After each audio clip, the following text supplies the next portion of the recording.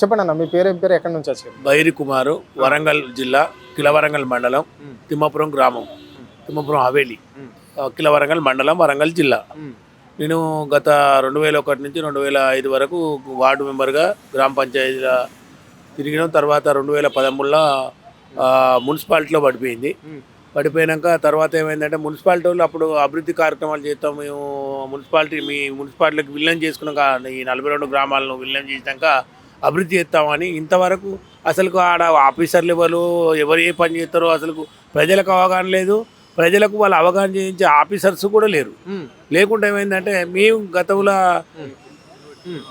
గతంలో ward member ఉన్న పక్షంలో కొంతమంది వ్యక్తులు 10 ఎకరాల 32 గుంటలను ఒకటి సైట్ చేసి ఒక 1000 గజంలో పార్కు స్థలం అని దాన్ని ల్యాండ్ను చూపించిండ్రు. అప్పుడు ఆ గ్రామ పంచాయతీ పరిధి ఉన్నప్పుడు తర్వాత అది 2013 పోయే వరకు దాన్ని ఏం చేసిండ్రు కాస్టాల గడ్డ, అంటే ఇండ్ల మధ్యలో కాస్టాల గడ్డ చేసిండ్రు.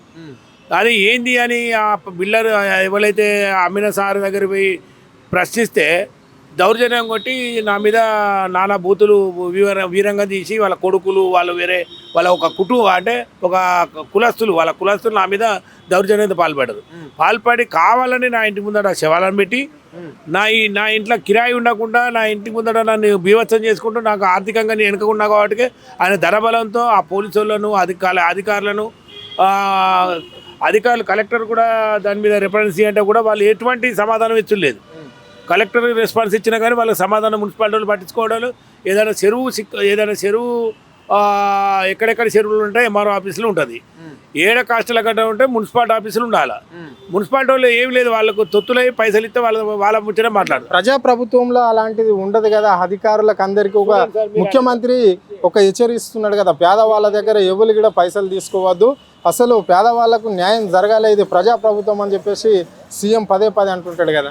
అవునన్నా, సారు ఇక్కడ ఉండి మాట్లాడితే కాదు కదా, ప్రజలు తిరుగుతుంది వెళ్తుంది. ఇప్పుడు రేషన్ షాప్ ఉంటాడు, రేషన్ షాప్ మీద కుక్కలు మురుగుతాయి, వానికి బాధ్యత లేదు.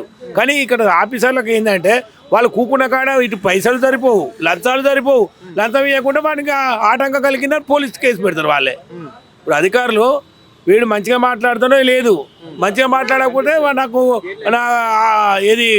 నా పనికి ఆటంకం కల్పిస్తానని కేసు పెడతారు. ఇప్పుడు ప్రజాపాలన ఎక్కడిది? ప్రజలలో తిరుగుతూనే ప్రజాపాలన సార్. ఇప్పుడు 4 బాధల గురించి ఇక్కడ దాకా వచ్చినాం. మేము కలెక్టర్ దగ్గర పోయినాం, మున్సిపాలిటీ ఆఫీసర్ దగ్గర పోయినాం, వాళ్ళు డీసీ దగ్గర పోయినాం, సిటీ మన డిస్టిక్ ప్లానరు అందరి దగ్గర పోయినా కానీ ఎవరు పట్టించుకోవడం లేదు, మన పేదను పట్టించుకోవడం లేదు. అట్లా కదే ఇప్పుడు ప్రజావాణి కూడా ఇక్కడ హైదరాబాద్ దాకా రావాల్సిన అవసరం ఏముంది? జిల్లాలలోనే సోమవారము కలెక్టర్ కలుస్తున్నాడు కదా. ప్రజావాళ్ళు ఇచ్చినాం సార్, ప్రజావాళ్ళు ఇస్తే వాళ్ళు కిందే ఈ కలెక్టర్ గారి ఆదేశాలు వాళ్ళకి బేఖతరు చెప్తారు. కలెక్టర్ గారు రాసి పంపించినా కానీ వాళ్ళు పట్టించుకోవడం లేదు. ఏదో సమాధానం అది ఇదివరకు ఉన్నది అది అంతే అంతే అని ఎట్లా చూడొచ్చు? ప్రజాప్రభుత్వం తీరును ఏ విధంగా చూడొచ్చు అంటే మా ఎమ్మెల్యేలు ఎంపీలు అందరూ ప్రజలకు అందుబాటులోనే ఉంటారు. ఏ సమస్య అయినా నేరుగా ఆయన రైతే కావచ్చు, లేకుంటే ఆయన పటేలే కావచ్చు, ఎవరైనా కావచ్చు, డైరెక్ట్ పోయి పనులు చేయించుకోవచ్చు అని చెప్పేసి రాష్ట్ర ప్రభుత్వం పెద్దలు చెప్తున్నారు, ముఖ్యమంత్రి కూడా చెప్తున్నారు. చెప్పేది వాస్తవమే, కానీ అక్కడ జరిగేది మాత్రం అవాస్తవం. ఎందుకంటే ఇప్పుడు మనం అనుకున్నంత రీతి మన నోరుకు వచ్చిన రీతిలో అక్కడ జరిగే పనులు కావు. అధికారి ఏ పనైనా దానికి ఏదైనా ఉంటేనే పని నడుస్తుంది. వాళ్ళు ఏమైనా ఆటంకం ఏమైనా మనం గట్టిగా మాట్లాడితే దాని మీద కేసులు పెడతారు వాళ్ళే. ఏమని నా పనికి ఆటంకం కలిగించిందని పోలీసు వాళ్ళకి కేసు పెడతారు. వాళ్ళే దౌర్జన్యం నానా బూతులు మాట్లాడతారు. నువ్వు డబ్బులు లేనోనైతే వాడిని అసలు పక్కకు పెట్టి అక్కడ పడేస్తాడు, చెత్త కుప్పల పడేస్తాడు. అండి పైసలు ఉన్నోడు మాత్రం కుర్చీ వేసుకుని కూడా పెడతారు. గంతెందుకండి, ఒక రైస్ మిల్లుకి రేషన్ షాప్ ఇప్పించింది కిలవరంగల్లా. ఒక రైస్ మిల్లు, ఒక మంద రామచంద్రం అని రైస్ మిల్లు ఓనర్ ఉంటాడు, ఆయన మామూలు డీలరు, 61 షాపు. అధికారులు ఆయన కూకుండా పెట్టి నేను ఒకసారి నా మీద ఫైట్ చేసిండు ఆయన. ఒక డీలర్ కుర్చీలో కూకొని అమ్మారావు దగ్గర కుర్చీలో కూకొని నా మీద ఫైట్ చేసిండు. అసలు పరిస్థితులు ఉన్నాయి. అనుకున్నంత ఈజీగా రేవంత్ రెడ్డి గారు చేసిన యుద్ధం ఇక్కడ ఫలిస్తుందేమో కానీ అధికారుల దగ్గర ఫలిస్తలేదు. వాళ్ళ అధికారులు ఉల్టా ఏంటంటే నానా బూతులు తిట్టడం, వీళ్ళైతే ఉల్టా కేసులు పెట్టడం. బైరి కుమారు, మాజీ వార్డు మెంబర్ 2001-2005 వరకు. చూసినావు కదా కుమార్ అన్న మాటలు వింటే ఒకసారి పేదవాళ్ళందరూ అంటే గ్రామాలలో కావచ్చు అంటే మండల స్థాయిలలో జిల్లా స్థాయిలలో కూడా గడగడ వణికిపోతున్న పరిస్థితి అని చెప్పేసి మనకు అనిపిస్తుంది. ఆయన ఇప్పుడు వరంగల్ నుంచి కూడా అక్కడ సమస్య పరిష్కారం అయితే లేదు. కలెక్టర్ దగ్గరకు పోయినా కలెక్టర్ ఒక ఆదేశాలు జారీ చేసినా కానీ కింది స్థాయి అధికారులు ఎవరు కూడా పేదోళ్ళ సమస్యలు పట్టించుకోవడం లేదు అని చెప్పేసి ఆయన స్పష్టంగా చెప్పడం అనేది జరిగింది. ఎవరికైతే డబ్బు ఉంటుందో, ఎవరికైతే పేరు ఉంటుందో, ఎవరికైతే పలుకుబడి ఉంటుందో, ఎవరికైతే ధన బలం ఎవరికైతే ఉంటుందో వాళ్ళకు మాత్రమే అధికారులు కొమ్ము కాస్తున్నారు.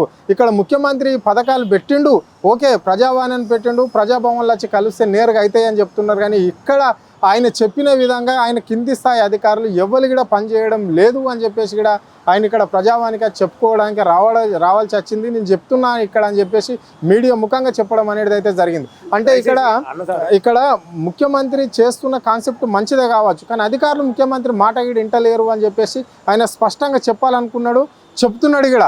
అంటే ఎందుకంటే పేద ప్రజలకు ఎలాంటి అన్యాయం జరుగుతున్నది గ్రామాలలో కావచ్చు, మండల స్థాయిలో కావచ్చు, అంటే కింది స్థాయిలో మొత్తం అట్టడుగు స్థాయిలలో మాత్రం ఇప్పటికీ ప్రజాప్రభుత్వంలో న్యాయం జరుగుతుందని ముఖ్యమంత్రికి రిపోర్ట్ చేస్తున్నారేమో తప్ప కానీ అక్కడ గ్రామాలలో అలాంటి పరిస్థితి లేదు అని చెప్పేసి కూడా ఆయన స్పష్టంగా చెప్పడం అనేది అయితే జరిగింది. కెమెరా పర్సన్ రఘుతో అరుణ్, ఆద్య టీవీ, హైదరాబాద్. ఈ 42 డివిజన్లు ఇప్పుడు 42 గ్రామాలు విల్ల గ్రామాలు అయితే ఉన్నదో అప్పుడు విల్లం చేసేటప్పుడు మున్సిపాలిటీ అప్పుడు వాళ్ళు ఏం చేశారంటే వీటిని అభివృద్ధి చేస్తాం, ఇదివరకు మున్సిపాలిటీ డెవలప్ అయినాయి అని ఈ 42 విల్ల గ్రామాలు అయితే ఏమి ఉన్నాయో దాని మీద ఎవరు పెత్తనం లేదు. దానికి ఒక డివిజన్కు ఒక అధికారి అనేటోడో లేకపోతే స్పెషల్ ఫండ్ ఏమన్నా ఏం లేదు. ఆ విల్ల గ్రామాలు అత్తడు కూడా పోయి ఆ ఇండ్లు అమ్ముకొని వాడు ఇప్పుడు బయట వేరే కాడ కిరాయిలకు ఉంటాళ్ళు. అటువంటి పరిస్థితి తీసుకొచ్చి ఈ 42 గ్రామాలు విల్ల గ్రామాలు అయితే 2013లో విల్లం చేసిల్లో, విల్లం చేసేటప్పుడు చాలా చేస్తామని అభియోగం చేసిళ్ళు. లాస్ట్కు విల్లం చేసిన తర్వాత ఏం లేదు, ఎవరు పట్టించుకునేటోడే లేరు. కాబట్టి మా విల్ల గ్రామాలు మళ్ళీ విల్లం గ్రామాల దగ్గర ఉంచి ఏది ఫీజులు కట్టలేక, పన్నులు కట్టలేక, నల్లాలు రాక ఎవరు అడిగినా వాళ్ళే దౌర్జన్యంగా మాట్లాడడం. ఇప్పుడు మున్సిపాలిటీ వాళ్ళు 20 గ్రామ పంచాయతీ అంటే మన ఇంటికి పోయి అడిగేది. ఇప్పుడు ఆ మున్సిపాలిటీ వాళ్ళ దగ్గర పోతే నేను కాదు గాయన పో ఎవరు చెప్పుకోపో అరే ముచ్చట వస్తుంది. దయచేసి అన్నలారా ఆ 42 గ్రామాల మీద అభివృద్ధి లేదు. ఉచ్చబోతా అంటే ఇంటి పక్కతో అవుతుంది, నీ ఉత్స నా ఇంటి ముందరికి వస్తుందని. ఇది అన్యాయం అన్నదా? మీలో పెట్టుకుంటే ఆఫీసర్ వస్తూనే ఉండదు. అది వాస్తవం జరుగుతూనే ఉంటాయి, కష్టం పట్టించుకోవద్దు అంటాడు ఆయన ఆఫీసరు. అంటే ఎంతవరకు సమంజసం ఇది?